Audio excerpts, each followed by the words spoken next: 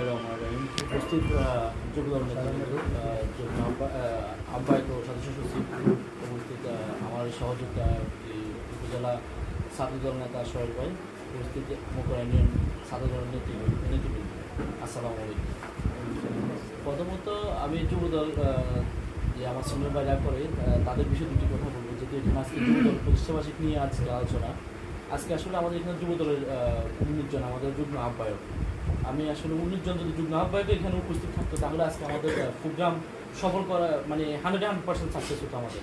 যেহেতু এখানে আমার মনে হচ্ছে যে এখানে মনে হয় দাওয়াতের বিষয়টা মনে হয় ঘাটতি আছে, যে কারণে যে আসার মনে হয় যে অনেকে দাওয়াত পাইছে, অনেকে দাওয়াত পায় নাই।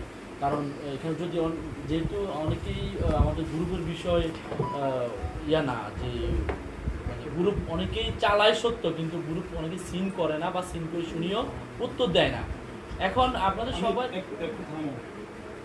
সেগুলো আমরা যেটুকু আমাদের সম্ভব, আমাদের যেহেতু 32টা গ্রাম ফার্ম মহল্লা মিলে আমাদের প্রায় 44টা, তো আমরা আমাদের ছাত্রদলের পক্ষ থেকে আপনাদেরকে যে পরিমাণ মানে আপনার যেভাবে আপনাদেরকে সহযোগিতা করলে আপনারা সন্তুষ্ট হবেন, আমরা সর্বদা প্রস্তুত। এই বলে আমার পক্ষ থেকে।